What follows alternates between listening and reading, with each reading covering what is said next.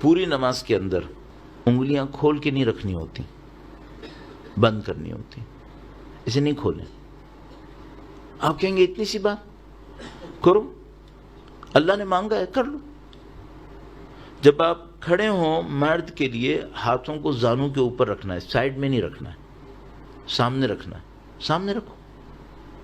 سب کی لاجک ہے اور معصوم کی بیان کی بھی لاجکس ہیں، ہماری سوچی بھی نہیں ہے، بیان کی بھی لاجکس ہیں۔ ہاتھ سامنے ہونے چاہیے، سائڈ میں نہیں ہونے چاہیے۔ مثال کے طور پر جب رکوع کریں تو انہوں نے کہا ہے کہ ہاتھوں کو صرف رکوع میں ایک جگہ ہے جہاں پہ انگلیاں کھلتی ہیں، باقی سب جگہ پہ انگلیاں بند رہتی ہیں۔ رکوع میں صرف ایک جگہ پہ انگلی کھلتی ہے، انگلیاں کھولیں، تھوڑا سا جو اپنے نیز ہیں اس کو پش کریں پیچھے کی طرف، کمر اسٹریٹ ہونی چاہیے، گردن بھی سیدھی ہو، جھکی بھی نہیں ہو، اسٹریٹ رکھیں۔ کانسیپٹ کیا ہے؟ کانسیپٹ یہ ہے کہ خدا میں تیرے راستے میں گردن کٹوانے کو تیار ہوں، لاجک ہے۔ یہ اپیرنس خدا نے مانگی ہے، ایسے کرو۔ سجدے اب مثلا کھڑے ہونے میں بہت بڑی، میں بعض اوقات سوچتا ہوں کہ اگر ہم چھوٹی چھوٹی چیزوں کو امپروو کر لیں، خدا نے اس اپیرنس کو مانگا ہے نا، تو کوئی لاجک ہے اس کے پیچھے۔ مثلا جب آپ کھڑے ہوں تو آپ کے پاؤں، دونوں پاؤں قبلے کی طرف ہونے چاہیے، ٹیڑھے نہیں ہونے چاہیے۔ کوئی کہے کہ حرام ہے، حرام نہیں ہے، مستحب ہے، اس سے نماز امپروو ہوگی۔ اور نماز امپروو ہوگی تو یہ سمجھ لو آپ نے سب کچھ ٹریگر کر دیا، بہتر ہوتا چلا جائے گا۔ تو ابھی دوسرا دن ہے مجلس کا، میں دوسرے دن میں اس کو عرض کر رہا ہوں تاکہ انشاءاللہ میں اور آپ پریکٹس کریں گے 10 دن، کہیں سے کہیں پہنچ سکتے ہیں ہم لوگ، اچیومنٹ ہونی چاہیے نا۔ تو پاؤں بالکل سیدھے ہوں، تھوڑا سا گیپ دیں اور قبلے کی طرف ہوں، ہاتھ انگلیاں بند، زانوں کے اوپر ہونے چاہیے۔ جب آپ قیام کریں، سورہ اور رکوع پڑھ رہے ہیں، مثلا ہم پڑھ رہے ہیں، تو کیا سوچیں؟ آپ یہ سوچیں میں ایسے کھڑا ہوں جیسے قیامت کے دن خدا کے سامنے کھڑا ہونا ہے۔ قیام کا مطلب یہی ہے، قیام کھڑا ہونا، قیامہ بھی اسی سے ہی ہے۔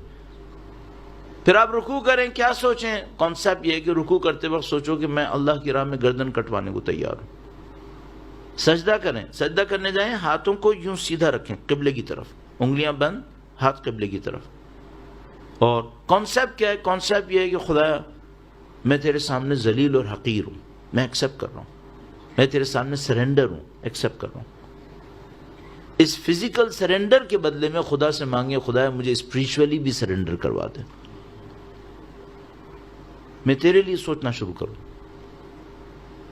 بیٹھیں گے دوسرے سجدے سے پہلے، پھر دوبارہ سجدے میں جائیں گے۔ روایت نے بہت خوبصورت بیان کیا، میں جب بتاتا ہوں میں لطف لیتا ہوں اس کا، اور کئی دفعہ بتا چکا ہوں، اور آپ نے ظاہر 10 جگہ اور بھی سنا ہو شاید۔ دوسرے سجدے کو کہتے ہیں، یہ جو پہلا سجدہ ہے یہ ہماری کریشن کی طرح ہے، جیسے خدا نے ہمیں پیدا کیا۔ تو جو دوسرا سجدہ ہے یہ کہتے ہیں یہ ڈیتھ ہے، موت۔ دوسرا سجدہ کرنے کا ہے تو یہ دوسرا سجدہ میری اور آپ کی موت کی طرح ہے، اور اس سجدے کے اندر اپنی موت کو یاد کرے انسان، خدا مجھے اچھی موت چاہیے۔ اور اس دوسرے سجدے کے بعد اگر دوسری رکعت ہوئی یا آخری رکعت ہوئی تو آپ نے تشہد پڑھنا ہے۔ کیسے تشہد پڑھیں؟ یہ سوچ کے پڑھیں کہ خدایا اس گواہی کو قیامت کے دن مجھ سے قبول کر لے۔ تو اگر کسی کا تشہد خراب ہوا تو قیامت کے دن شاید اس کی گواہی بھی صحیح نہیں ہوگی۔ یہ سب آگے تک جائے گا۔ اور مثال کے طور پر بہت خوبصورت ایک جملہ روایت کے اندر آیا، فرمایا یہ جو پہلا سجدہ ہے یہ کریشن ہے، یہ جو دوسرا سجدہ ہے یہ ڈیتھ ہے، یہ جو ان بٹوین دو سجدہ آپ بیٹھے یہ کیا ہے؟ کہا یہ دنیا کی زندگی ہے، اس کے لیے کہتے ہیں استغفر اللہ ربی واتوب الیہ۔ یہ دنیا کی زندگی اتنی چھوٹی سی ہے، دو سجدوں کے درمیان کتنا اسٹے کرے گا کوئی؟ کہا یہ استغفر اللہ ربی واتوب الیہ، کیونکہ خدا سے دوری کی جگہ ہے یہ۔ نماز امپروو کریں گے، بہت ساری چیزیں امپروو ہوتی چلی جائیں گی۔ درود بھیجے گا محمد و آل محمد پر۔